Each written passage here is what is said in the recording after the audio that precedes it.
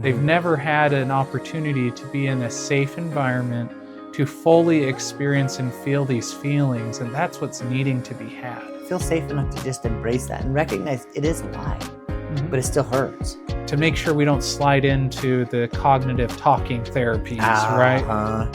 It's cognitive safe, right? Right. It's a natural distancing from emotion. It doesn't matter whether big T or small t, big trauma, small trauma, right? If it's something absolutely horrendous that happened to my client, I don't need to know the details if they don't want me to.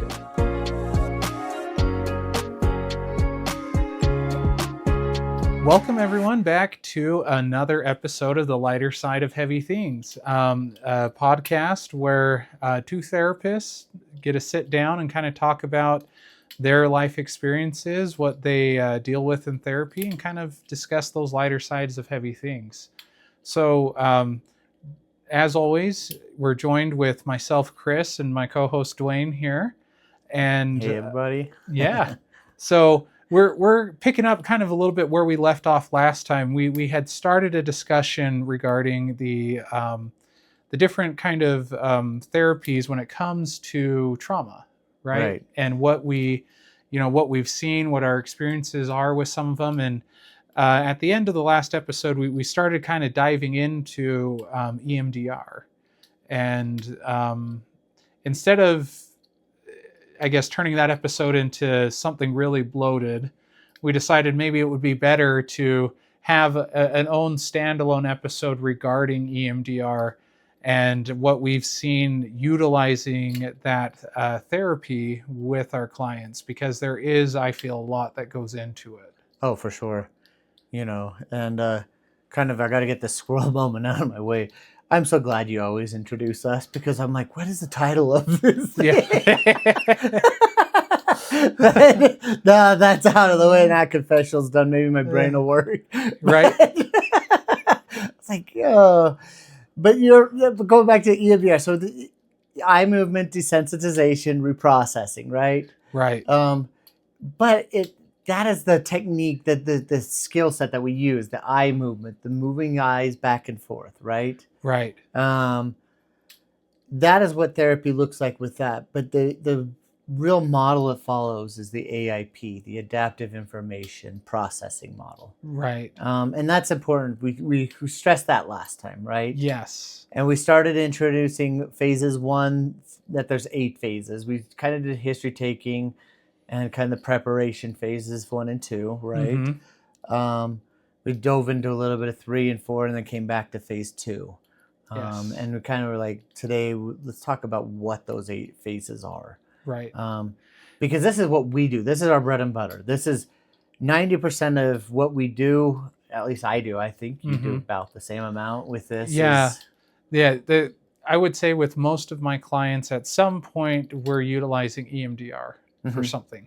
And I'm always using that AIP model. Yes. Always. And I think it's important to mention that when we are discussing EMDR, you sometimes hear people talk about it as a technique, right? But it's but it's not simply a technique, right? Well, and that's honestly, I don't know how it is in like the regular world. I don't know if that's the right way to term it, but like amongst therapists, other professional therapists, you hear that all the time. Well, it's just a technique because it's about the eye movement.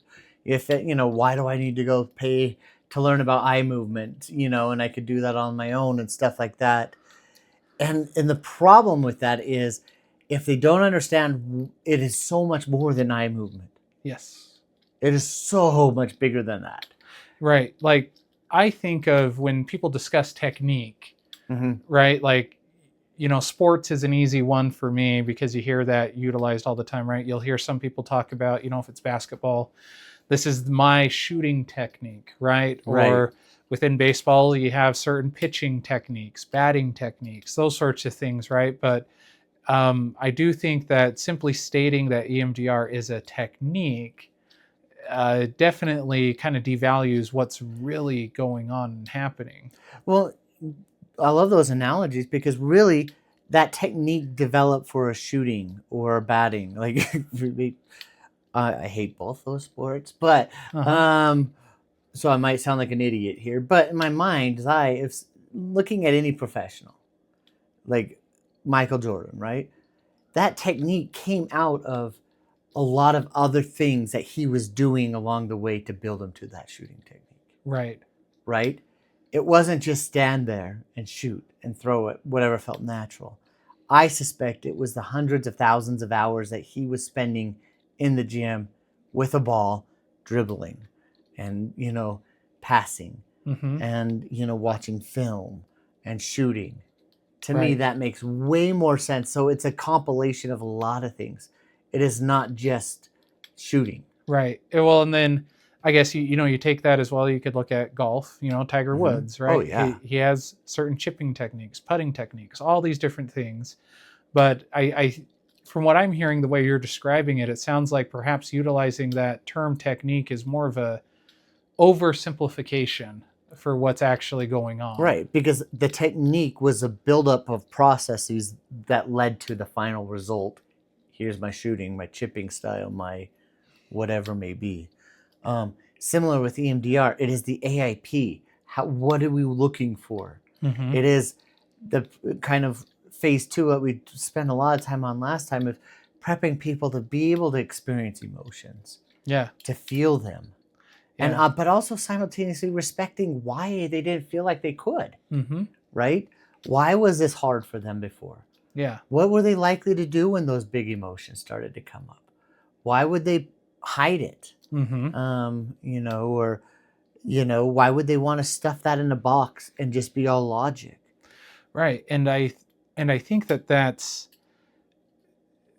I mean, bringing up that idea of not, you know, stuffing things into that box, being able to actually experience, work through, and process those through that AIP model utilizing EMDR, is something that for many therapists who haven't had the training seems very odd or weird.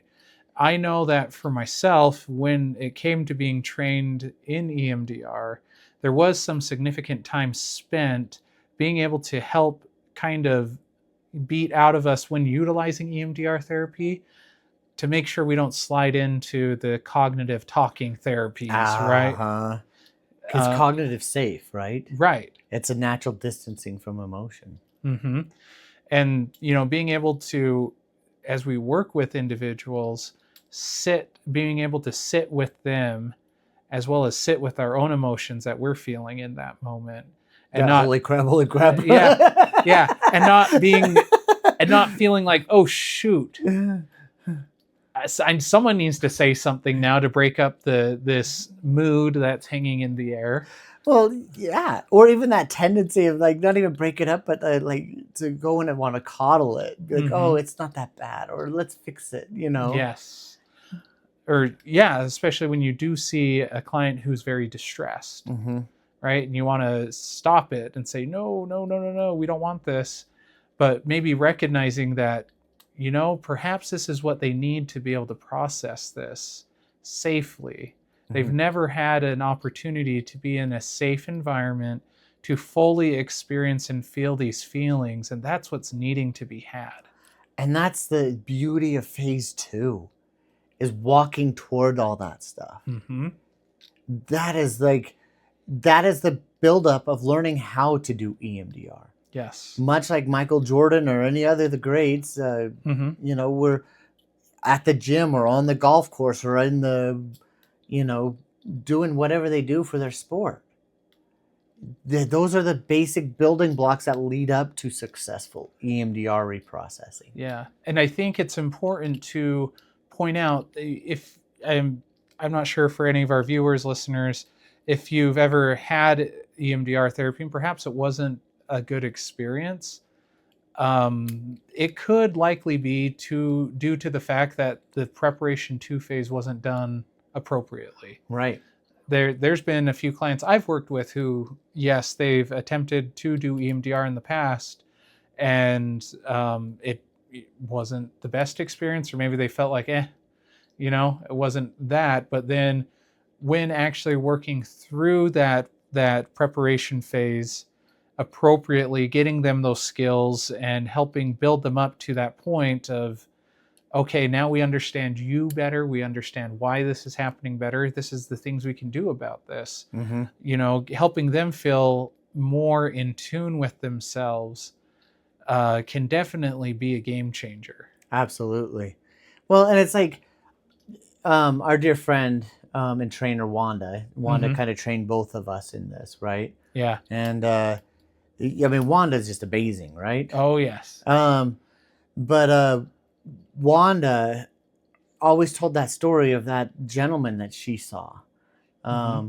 who had bad EMDR therapy, who Yes. refused when he started meeting with her, loved her, but refused to walk toward EMDR because the person who did EMDR with him prior to her treated it as a technique, and it created all sorts of conflict and Yes. problem. So the purpose as a therapist for phase 2 is not only for my client, but for me to know what they're going to do. Mm-hmm. So I could recognize signs, so I could keep my clients safe. Yes. Um, And it is very important as well. I mean, for clients to be open and willing, even during these early stages, regarding some of those things, mm-hmm. right? Because I have had instances when working with clients where all of a sudden something comes up and I was like, whoa, where did this come from? And then you talk with the client afterwards, right? You debrief with them and they're kind of like, yeah, that sort of happens. And you think it in the back of your head, oh, that would have been nice to know. Right. You're like, uh-oh, did I prep right? Right. Or, well, and then also it's very helpful as well, because sometimes that ends up being a building block to help them better understand, oh, I wonder if this plays into these other things that have happened. Right. Phase 2 is not about no therapy being done. No. Phase 2 is about them learning them. Mm-hmm. And that's hard. And I tell that to my clients. This is going to be hard. I mean, last week I had a client a newer client. Oh, I've seen him 2 times, maybe 3. I can't recall. But they said, I've never had anything like this. Like, I've been in therapy for a long time, but I could tell you more about my therapist than I think my therapist could tell me about me. And I mean, that's loaded with all sorts of stuff, right? But Uh-huh. I mean, that's a comment you and I joke about all the time. Is like, why would you go to a therapist and and not get the therapy about you? Why is therapy not about you? Like, I mean, I would never take my car to an auto mechanic and have them want to fix a golf cart that's not on my car, right? Yeah. It makes no sense to me. Right. And I think it's, sometimes it could be because maybe the therapist is nervous to approach or discuss, move towards the uncomfortable emotion. Sometimes, I've had clients too where they show up and it's almost like they were just wanting a friend. And I'm thinking, like, you're paying me to be your friend. Right. But maybe we need to do something else. But even then, it's like, why is it safer to come in and talk to me and pay me to be a friend? Right. Because perhaps maybe it's not comfortable to be safe. So phase 2 is all about our relationship in the room, right? Learning how they get to learn, because often they'll take that home and be like, wait, I saw me doing this and this and this. I'm now catching this stuff. Yeah. Which is the first step to changing it, right? Right. And I feel I feel that when I'm doing a good job with that second preparation phase, usually it's because I see with my clients, they'll have a look where they almost are getting a little uncomfortable because they're like, I haven't even told you everything, but how do you know this about me? Right. And it's because we just welcome it. We welcome it. We walk toward it and not afraid of it. Yeah. But it can get uncomfortable. Yes. Right. There are things you don't want to hear. But nevertheless, we walk toward it because we know the outcome, right? We know how they can get better. Yeah. And that's what we want to guide toward. Right. And like you mentioned earlier, I feel like for some of these individuals, how healing is it just to be able to have that person who's willing to almost as you would with a child, I'm going to hold your hand while I walk towards this scary thing. Right. Mm-hmm. And not feel alone. The Yeah. power of not feeling alone is so understated and Right. underrated. Which comes back to the somatic experience, right? And that's part of phase 2, bringing in the somatic. All that stuff is there. Now we move into phase 3 from here, right? Mm-hmm. Phase 3 we call the preparation phase, right? Right. That's a very short phase in the timeline of things, right? So before we kind of jump into phase 3, this is where we kind of talk about the mechanics, right, with our clients. We go over, what therapy will look like, kind of the seating position, since I do the vast majority of everything is in my office because I like it that way. Right. We sit differently, right? So if I'm sitting here or my client's sitting here, if I'm sitting here, my client would be sitting here facing the wall. Like we would be this close to each other. Yes. Right? Within touching distance. Right? We kind of talk about the eye movement and we go with pacing. And we talk about what may come up and the purpose of it. Right? Mm-hmm. And then that leads into, at the last time, I think we talked about going down to that root memory. Right? Yes. And so once we've gotten that, that's the end of phase 2. We're now prepped to go into phase 3 because we have all the information we need. We have the mechanics ready. We sit here. We pick out the earliest memory that has what I call a sting. Is there any memory that has a sting, a pain, some association, like discomfort with it? And we do an activation. It's just basic questions like what image comes up, what words come up. And that's actually something I thought about last time. I'm glad I came back. The interesting thing about our society, and I don't want to label this as bad. I want to be very, very, very cautious because I don't think it's bad. I think it's interesting. Is how we don't want to show weakness, right? Mm-hmm. Because we go down to what we call negative cognition, and people who come from other forms of therapy, like cognitive behavioral therapy or any of the other ones, cognitive distortion is something we want to squash, we want to change, we want to replace, right? Yes. With this one, it's hard, it's different. We almost are going to want to embrace it a little bit so we can get it out there. Mm-hmm. But I've worked with many executives and quite a few doctors actually in doing EMDR. It's hard for them to come to an idea and embrace the idea like negative cognition is I'm not good enough. Yep. Or I don't matter. Mm-hmm. I'm worthless, right? Any of those core things that are going to hit the gut. Mm-hmm. Because they look at their lives like, well, that's a lie. Because look at, I've got this giant company, or I'm a doctor, or I've succeeded this way, or my kids need me this way. I know that's a lie. Helping clients to feel safe enough to just embrace that and recognize it is a lie, but it still hurts. I think that's one of the important part of phase 2, because once we start reprocessing in phase 3, those types of thoughts and words need to be able to come out. Yeah, and the way I like to explain it to clients when they or maybe have questions about this, why, I ask them, how often is it that no matter how much you tell yourself up here something, it never feels the same down here in the heart, right? That's a good analogy of it, yeah. Like they might tell themselves things like, that's not a big deal, or that happened a long time ago, or that shouldn't be bothering me anymore. And it doesn't matter how many times they say that or try to convince themselves of that pain, that feeling, whatever it is still present in their everyday life. Absolutely. And it doesn't matter how many positive affirmations they say, how many times they write in their journal, whatever it is, whatever methods they're using that are very common cognitive based things that are meant to help, it doesn't seem to connect. And that's the beauty of why we love EMDR, right? Is because these next phases really go into that. So phase 3, because we'll bring up a negative cognition, right? Right. We'll bring up what would you rather believe about yourself instead. We bring up that specific moment in time and imagery. It's only about 8 questions or so, right? And then what we say is basically, I want you to pay attention, bring up that image, those words, and Here we go. And here we go. Yeah. Follow the finger, or tapping, or whatever we're doing at the moment, right? Whatever the bilateral the stimulation. bilateral stimulation part, and then we go into that bilateral stimulation, and we do just a set, and we kind of say, and then therapies, instead of processing from that point forward, we need to have trust that our clients know they can feel those emotions that come up.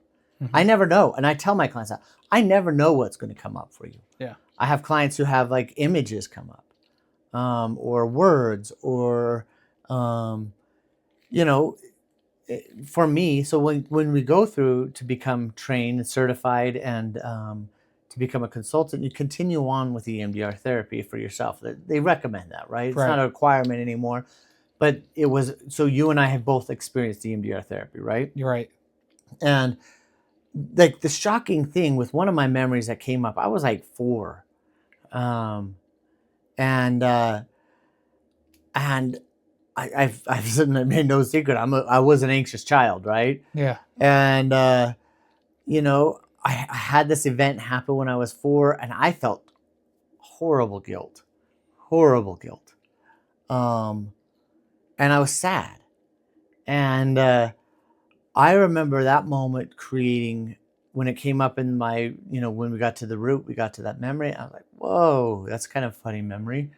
And when we were reprocessing, I remember all those feelings coming up. And I remember how my skin even started feeling like it was crawling like it did back then, and how there was so much happening around me that I didn't know what to pay attention to. And like, I remember an image of my dad. I have a wonderful father, but my dad brought in like I remember this freeze frame of my dad's face, and it was like one that I always associated with guilt.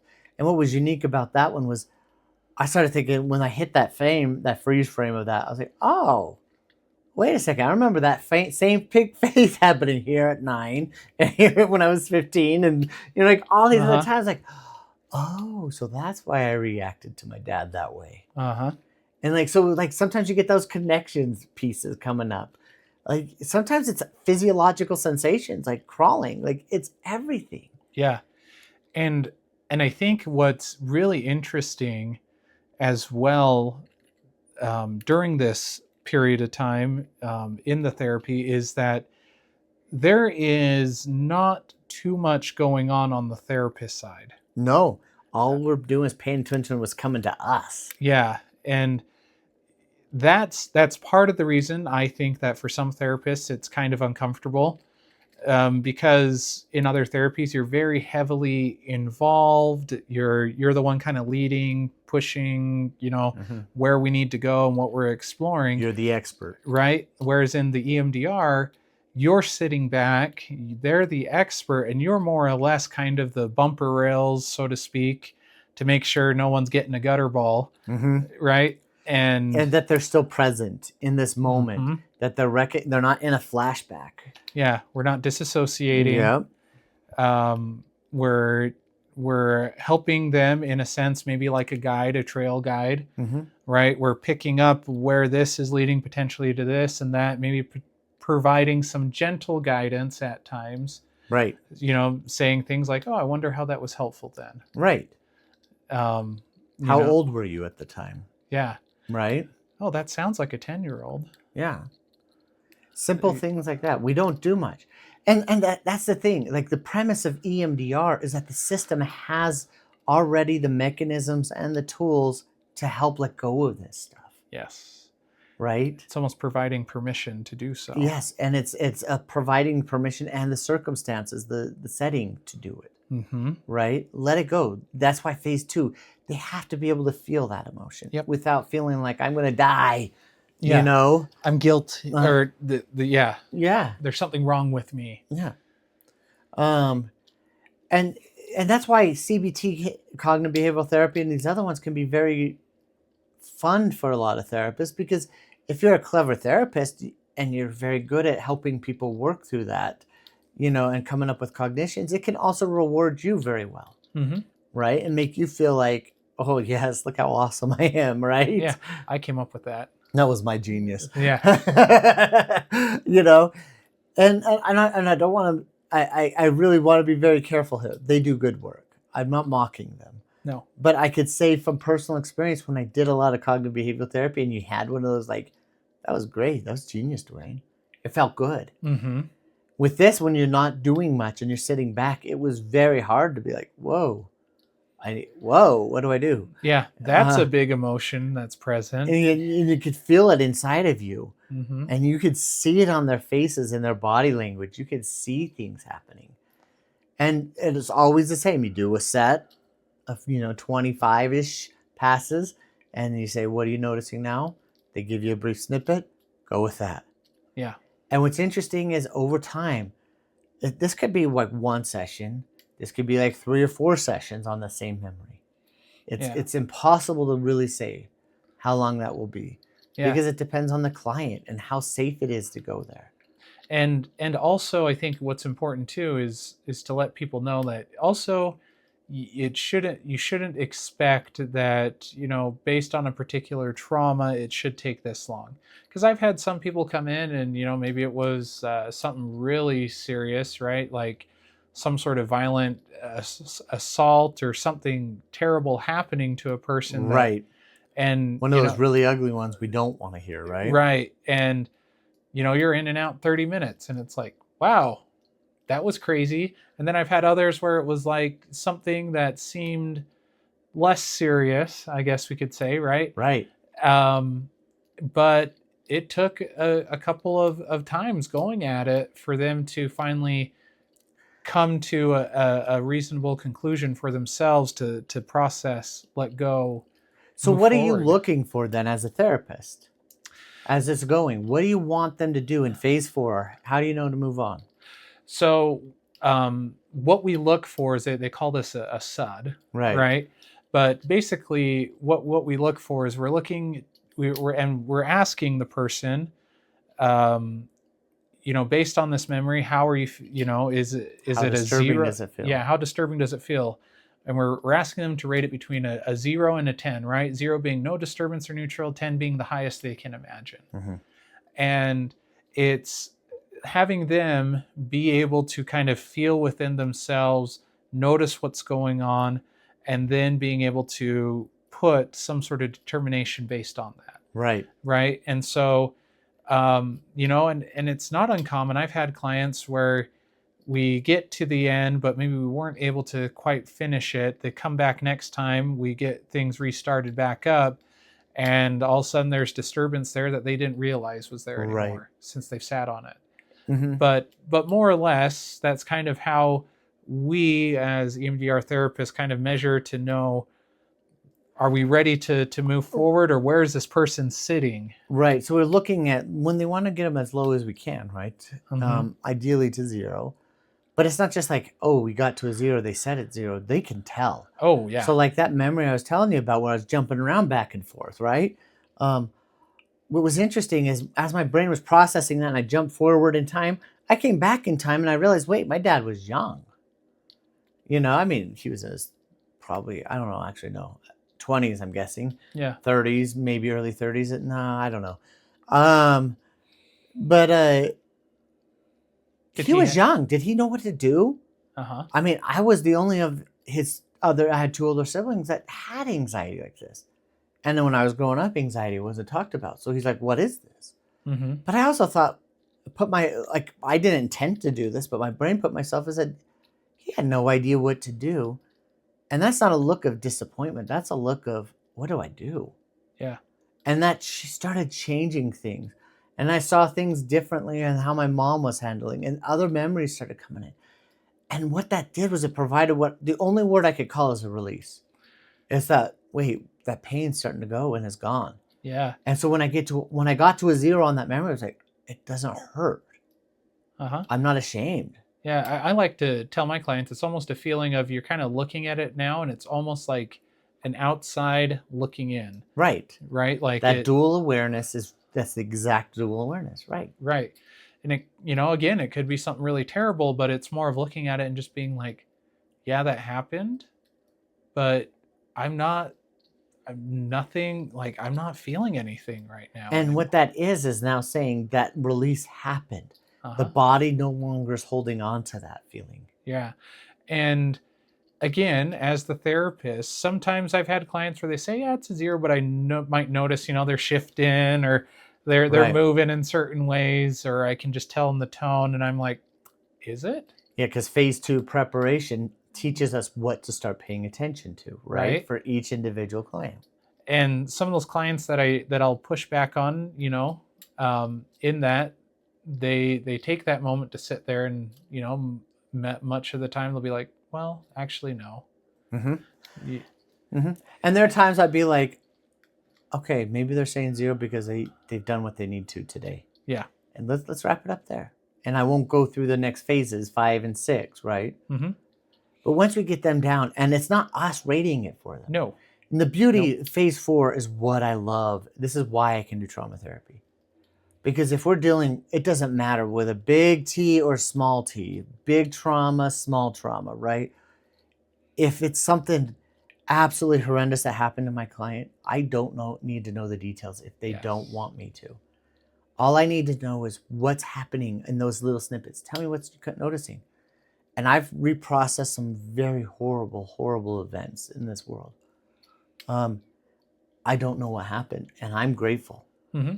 because it also respected my client's privacy too. Yes. They got to experience relief without having to be re-traumatized. And I think that is one of the great beauties, I feel like, with EMDR, Mm-hmm. because with other therapies, there's often, just because of the premise of how they work, sometimes you have to confide and share and dive into some of that, Right. right? Which in some cases that could end up re-traumatizing someone. Absolutely. Well, just like EMDR treated as a technique can re-traumatize. Right. So once we work through that fourth step, Mm-hmm. right, in the Right. process, we move on to step 5. Installation. Right. Yes. Yes. And so how would you how does that differ from the previous? So it's technically a reprocessing phase, Mm-hmm. right? Um, Reprocessing is still happening in this phase, but phase 3, we got both a positive. How would you when you bring up this image, what words best describe the negative belief you have about yourself now? But now, and that's what we treated in phase 4, right? Phase 5, we're now throwing that out and saying, what, when you bring up that image, what would you prefer to believe about yourself instead, right? And part of, and we start talking about that positive cognition. What would you rather believe? Such as, I was young, or I'm not to blame, Mm-hmm. or I'm okay I'm now. safe, Yeah. right? Those words that didn't feel right. I remember the first time I thought of I'm safe was like, I thought, when is that ever going to happen? But it happened on one of my memories, and I was like, whoa, right? Uh-huh. and it was real. And so phase 7 is about, we want to install that now. That's why it's called the installation. I want you to hold that memory together and those words, I'm safe, or I'm okay, or I am enough, whatever it may be. And what's interesting is that in a sense, right, it's kind of a form of exposure therapy, Mm-hmm. right? Because we're having them, in a sense, expose themselves back to that same memory Right. or same traumatic experience or whatever we want to call it. But being able to sit with it and realize, it's not what I thought it was. Mm-hmm. And I think that that's one of the beauties of that 5th step. Right. Is it's renaming it. It's not saying I'm bad or I should have done better. It's now saying I was young. Mm-hmm. I was innocent. Yep. I'm safe. And what it does is, so we rate that now on a 1 to 7 scale, how true it is. We try to get that to 7, right? Where Right. it's completely true. And this is a much shorter phase reprocessing than phase 4. Phase 4 is typically long. Phase 7, we kind of, phase 7. Phase 5, when we're getting those 2 sevens, it usually starts moving really quickly at that point. And just a caveat, typically I have found that if phase 5 isn't moving very smoothly, Mm-hmm. that means something was missed in phase 4, and that we usually there's probably something there we need to go back and visit. Yeah, that's when I do the exact same thing. I do a incomplete session and say Mm-hmm. something's missing because something's stuck, and we want to clean that out. Give that Yep. body a chance to let it go. Right, kind of like your sink over the weekend. That too soon to joke about that trauma. It is still a mess.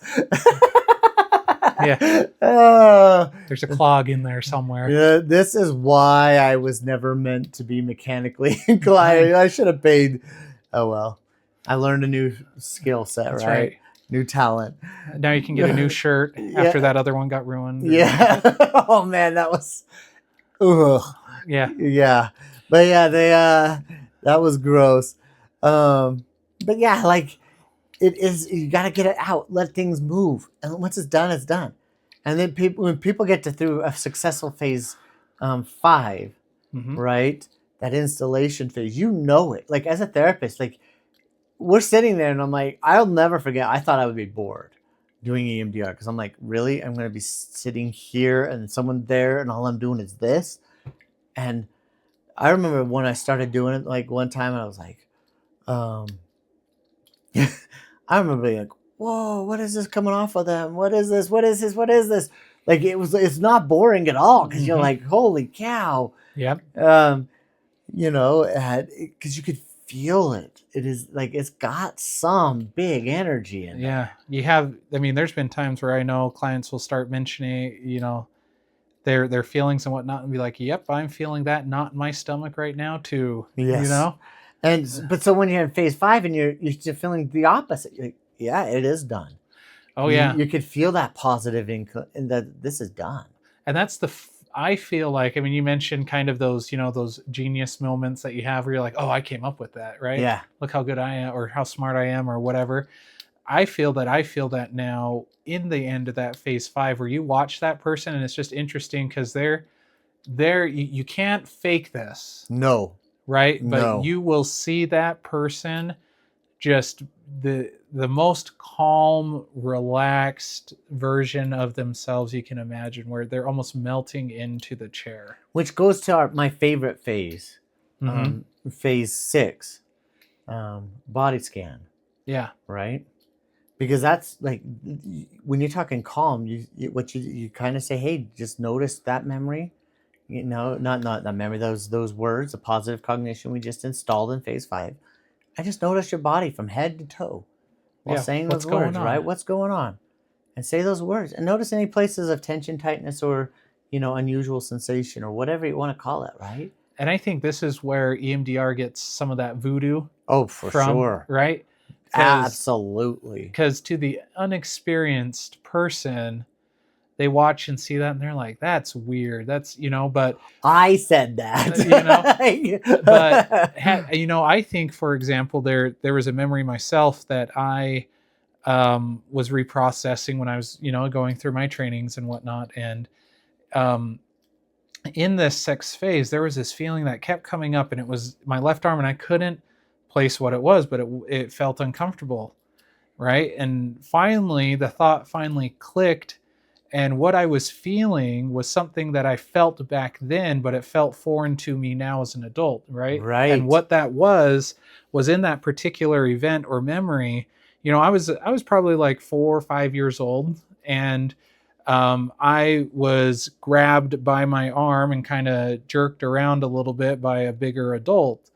And so what I was feeling, I felt like from about right here, mid bicep down past my elbow to my forearm, I felt just this pressure, right? And I couldn't figure out what that was, but all of a sudden that clicked to me, and what my body was feeling was the sense. And I went home to test this theory out later, right? Because I have a few small kids, and I just grabbed one of my kids, and I was like, you know what? On a 4 or 5 year old, my adult hand would feel that much of their arm. Absolutely.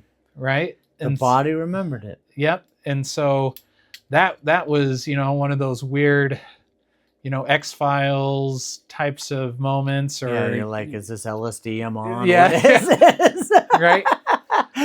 You're like, right? Start expecting Twilight Zone music to start playing in the background. But that's why it's so weird. Like, I am a big proponent of this because not because I went through it Uh-huh. and I know what was released. But how do you explain that? Right. And Right? you're like, whoa. And so that's the funny part because when you get to that phase, when they're going through the body scan, sometimes they feel not, they're like, I'm tired, but everything's calm. I'm happy. I'm safe. I'm peaceful. Whatever it may be, we celebrate it, right? Uh-huh. Sometimes they notice pain like that. And then we just say, hey, let's just, if it's okay with you, could we just try doing a little eye movement? Mm-hmm. And I've had people like, oh, I've had back pain. I've had at least 3 people come to mind. Oh, I Mm-hmm. have chronic back pain. It's nothing that. I'm like, would it be okay if we just try it? Yeah, And let's because just we just notice had it. a lot of credibility from what they just went through, they're like, sure. And it's amazing. Someone like, wait, it's gone. Uh-huh. Yeah, just notice that. And we do like a couple more slower sets and help it. And they come back the next week and they're like, whoa, a lot of my back pain's gone. Mm-hmm. And this is why trauma is related to so many medical conditions. The chronic medical conditions, right? Right. Is because the stress it holds on the body holds on that, Mm-hmm. right?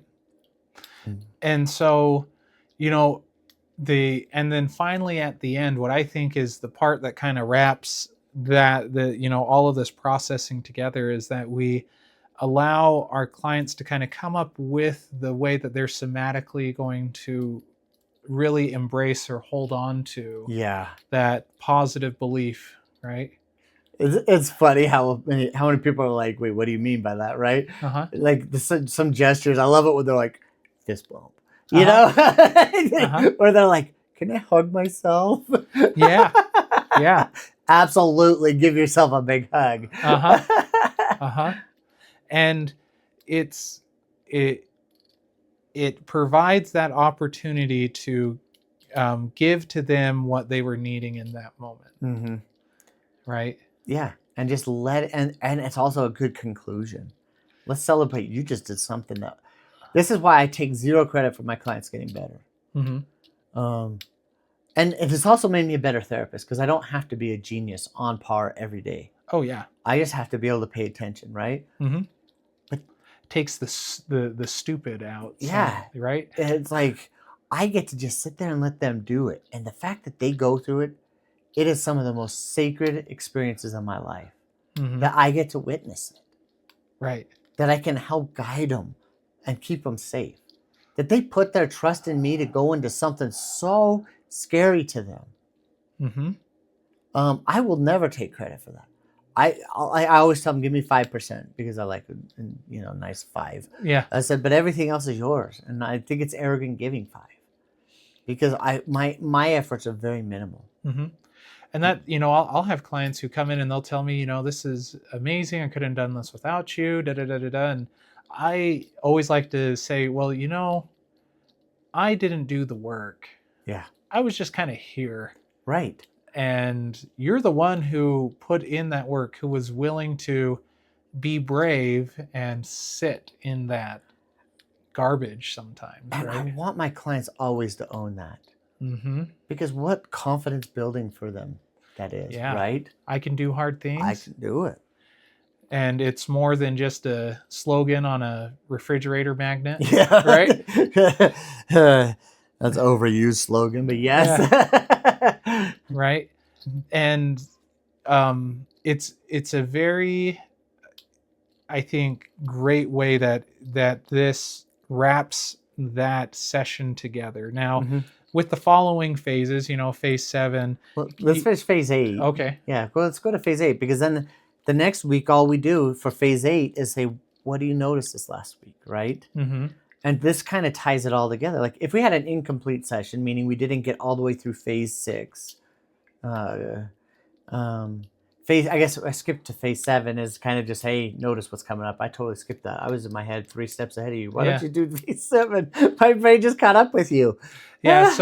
So the phase 7. So after that, right after everything's kind of wrapped up in that neat little bow tie that they experience, right? Uh-huh. That phase 7, either it's an incomplete, right? Maybe we didn't finish it, and we kind of either help do some grounding, or we kind of talk with them a little bit regarding certain things, because there are times perhaps where we start going into something and the client gets, it's a little bit bigger than what they were ready for, Right. perhaps. And so it's like, okay, we're stepping back out. Let's settle the system. We're going to talk Right. about this a little bit. What can we do to prepare next time? Right. Right. So that's part of phase 7. There's the other part of phase 7 where we kind of give a little conclusion of just like, all right, the processing is going to keep on going. I want you to just notice what comes up over the next week. Right. And if there are certain things that you find important, let's write them down, bring them back. We're going to talk about them. But that, I feel that that's pretty a quick and dirty what phase 7 is. No, that's a quick and dirty. I realized, man, I must be like a wrecking ball. Like I looked at you when I said, "Oh, let's jump to phase 8," and you're like, "What?" And I'm like, took my brain a few seconds to process that. He's like, "You just go with it, dude." Yeah. But no, you're right. Phase 7. But the most profound part of that is that reprocessing, and that's why phase 8 is important. Is because we're checking what changed. Mm-hmm. The most amazing part to me is like about EMDR is that reprocessing continues outside of therapy, completely stopping it. Mm-hmm. One of my favorite parts in phase 8 is to ask questions. I thought, again, one of those voodoo things, right? It was like we check in, hey, you had any new dreams this week? Yeah. Anything like that? I would say the vast majority might say, yeah, I started dreaming some funny things. Yeah. Or I've had clients mention, I haven't dreamed in so many years now. I'm dreaming. Yeah. That's weird. Yeah. Or other people mentioning, I used to have nightmares. Mm-hmm. I'm not. I haven't had a nightmare over the past week. What's going on? Yeah. One of my favorite ones, I hope that's not overstepping, but when you were going through the training and you were doing the EMDR on the fingers. Yeah. My wife said I was talking in my sleep and playing part of client and therapist at the same time. Go with that. Yeah.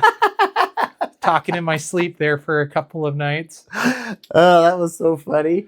But what's funny about that is I remember vividly, I can still remember seeing like my dreams were dreaming, but I remember it was like my dreams would go and all of a sudden there'd be a pause and I'd see these 2 fingers just appearing out of nowhere. And then it would just like, whoop, my dream would pick up again. It was like someone hit pause.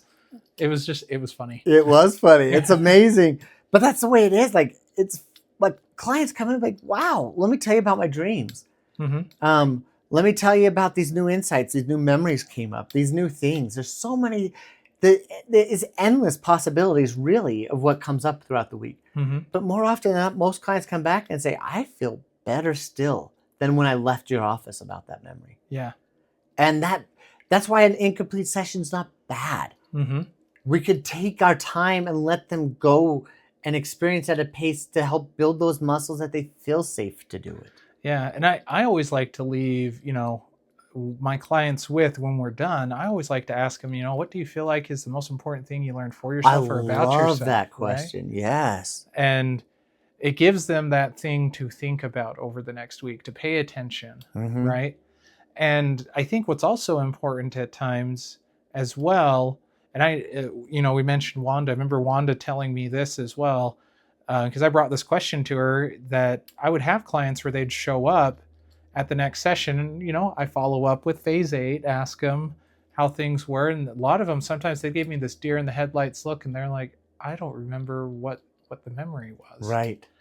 And I at first, kind of dipping my toes into the EMDR, getting more trained and acquainted with it, I wasn't completely sure. I thought, oh, I'm doing something wrong, right?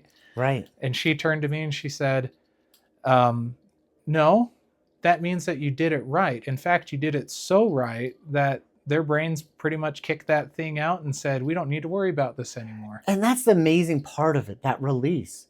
It's like, I don't need to worry about it. But what that means is, on the here and now, it's not like I want to just erase the past. Uh-huh.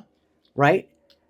That means, like, the very, very, very first memory I did was, I was also about 4 or 5 in the certification, the basic training course. I remember when that release happened, I was like, what the heck happened? And like, again, that voodoo, like something changed in me. Mm-hmm. And, I went home and I went sleep and I woke up the next day, terribly curious, what was that? Paid attention to my anxiety and it was gone. Like, not all, but like a chunk of it. Like, whoa. Yeah. And then the next day I checked it. For 2 weeks solid, I documented it. Yeah. And then I'm like 3+ years now past that. And it's still gone. Yeah. Well, and you know what I think is really interesting is when it comes to this idea of emotions and memories and all those sorts of things is that, this made me really ponder the idea that we oftentimes, a lot of the memories that we have, right, whether good or bad, Mm-hmm. it's often, the reason that we recall them with such vivid remembrance is because of the emotions that are tied to them. Right. Right. And so if there's a positive, strong emotion, when you were a little kid and maybe you got that dream Christmas present that you were just, eyeing, and Right. you still, you think of that and that makes you feel happy, or maybe it's a certain, mom's cookies or something like that, right? Right. Like that just brings up an instant memory. You can remember that. You can even remember what age, first time you had that cookie. It's the same idea as, maybe that time you were in a car accident. Every time you smell gas, it brings you right back to that, but there's a strong emotion attached to that. And Right. it's almost like with EMDR, once we work through that, and that strong emotion really isn't attached to it anymore, that strong negative emotion, let's say, your brain's almost like, But you're able to respond better in the present now. yeah, Because of that. That's that AIP model, right? right, It's the fact that the past is affecting the present. And that's why I was so reactive. That's why I was so anxious.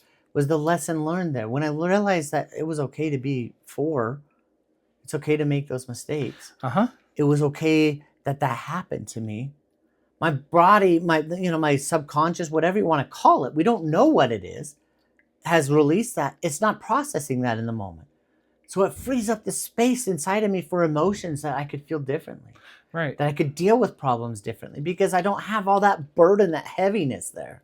right. And I think, that memory I brought up that I remember, it was able to look back at that and be like, I was a good kid. Mhm. That wasn't I what I was asking for in that moment wasn't bad. It wasn't, I was acting like a 4 or 5 year old kid. Right. And there's nothing wrong with that. And that's the freedom that we see our clients experience. It's not that they're always remembering the trauma, Mm-hmm. but it is the fact that the body remembers the trauma and the past is affecting the present completely in ways that is that unmeasurable, honestly, by Mm-hmm. most clients until they experience that release. Like I'll never forget one of my not my first time, but one of my clients. I had this. He is extraordinarily successful man. Extraordinarily successful man. Mm-hmm. He worked hard. Right. And this is the beauty in the release. And this is sometimes what we get is at the end of it, I said, dude, you are going to sleep well and you're going to be tired.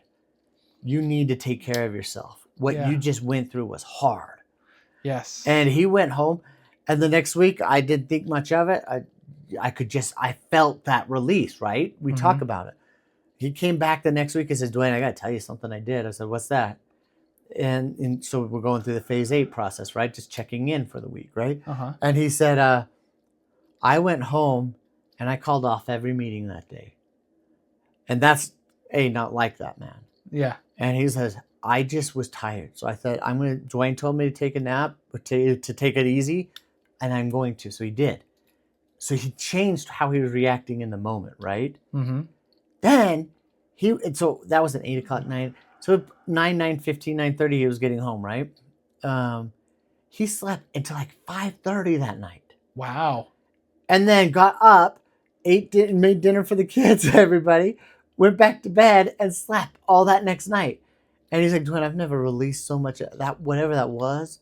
I am different. I'm better now. Mm-hmm. And we went through all, a bunch of different memories after that and his life changed. And we could go on countless ones. I don't want to bring up too much because I don't want anybody, what they gave us was sacred gifts. Yeah. Right? That's their stories to tell. And I changed a few little details, but not enough to, I want to be honorable to him. But what is amazing is that this works. And then at phase 8, if it's that reevaluation, it tells us where to go next. Do we start the next memory? Or do we jump back into the in complete memory, and we just jump right in and work. Mm-hmm. Therapy is not about us talking about it. Right. It's not kumbaya. It's about actively working on it. Mm-hmm. Just like if they were going to the gym and needed to do squats, or doing squats. Yeah. Right? Or, you you hurt yourself and the doctor stitched you up and you're going back to get those stitches taken out. Right. We're working on what needs to be healed. Mm-hmm. And that's the beauty of what EMDR really is. And so many clients, after a few of them, they're like, whoa, I don't need this anymore. Mm-hmm. I'm glad, and, there's a lot more to it. We could talk for hours. And we went a little long on this one, but it's because we want people to really have an accurate picture of it. Yeah. And to be fair, even though we've talked a lot about it, it isn't something that you can fully maybe appreciate or even understand until you've experienced it yourself. Right. Right. Right. And because we experienced it, that's what made me fall in love with it. I've done a ton of cognitive behavioral stuff in my life. Mm-hmm. What happened in EMDR was so different. It freed so much up in me that I'm like, yeah, my clients deserve this too. Yeah. And that's why we've spent a lot of our money on trainings. Yeah. Is because we need it. Right. And, I feel like, the cognitive based therapies and whatnot, they have their place. For sure. And I feel like a lot of that place is to definitely help with being able to even activate or understand what that logical side is. Well, and we use cognitive based stuff in phases 2. Yep. Right? Yep. In phases 1 and 2, technically. Well, and we use, those cognitive interweaves or other things like that to help pose helpful questions to help them kind of dig a little bit deeper. Right. We get to be curious, and it's just amazing. Yeah. But this is a great place to stop. Everything we do is trauma related. Yes. We talk about trauma. We look at trauma. We work with trauma, and we adapt to what our clients want, request of us, and need. Yes. At the same time, recognizing that we're the expert in therapy. They're the expert in their world. And we give them the best counsel we can. That's right. And we try and get them to go where they want to go. And be able to be there to, I mentioned earlier that idea of, holding a child's hand, and it feels like that sometimes, right? What's interesting, I just had this weird thing talking about that. Every successive phase seems to get shorter on how long it takes, right? Yes. Phase 2 can take a long time, depending on what our clients went through and experienced. Phase 3 and 4, can take a long time compared to phases 5 and 6, right? And 7. But then it was funny about it is after my clients usually get through that really hard memory, one of the first couple memories typically, after that, everything just flies. It's just amazing. Yeah. Well, and it's, I think, again, it comes back to that AIP, the adaptive model of that idea that maybe it's the neuroplasticity as well, where, oh, I can let go of this now. It's almost like the brain is understanding I have permission. The psyche is like, oh, this isn't something that needs to bother me. Well, and that's what I also tell my clients is like riding a bike. Once they understand how to do it, they can learn to let it go quickly. Mm-hmm. They can learn how to set the body knows that it's okay. Yeah. But I mean, there's a 1,000 other uses. We've never even gone into like the EMD little r or small r, depending on who's talking, or just EMD, for, the treatment of different things. But it's a huge model. Yes. But we want everybody to know that there's help. Mm-hmm. Don't hesitate looking for it. And Chris and I would love to work with anybody pretty much, right? Yeah. But if we're not the right fit, find somebody. But if they're going to do EMDR, make sure they have training. Please, I beg you. Yes. I beg you. It's not a technique. It is so much deeper than that. And its implications, like fire, right? Fire, once we understood how to harness it, look at all the beautiful things we created. Yeah. Same with EMDR. Once we understood how to harness what's going on and notice what's in the room, beautiful things happen. Yeah. You just don't end up being like that little kid playing with matches, right? Yeah. So we know this is long. If you stuck out this long, we appreciate it. Yeah. And if you have questions, please, please, please feel free to ask them below. We'll answer them as soon as we get them. Follow us on Instagram and Facebook. Yep. You like us, subscribe on YouTube, because we still have a lot more coming. Oh, yes. And share this with people. Yes. We pray that people will know, because it's about clients and people getting better. Mm-hmm. I mean, you and I both know you don't get into therapy to get rich. That's right. That's right. Little did I know, right? Little did we know. Well, money doesn't interest me, but yes, it is what it is, right? It is. It's about the adventure, but it sure gives us great adventures, right? Yeah. A lot of good stories.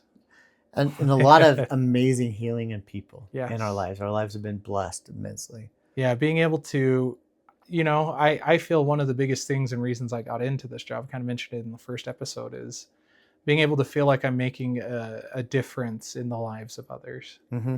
And I feel like this really does provide that. Yeah, absolutely. So again, as Dwayne said, we appreciate any and all of you who have stuck it out this far listening to us jabber. But we'll see you guys next time on the lighter side of heavy things.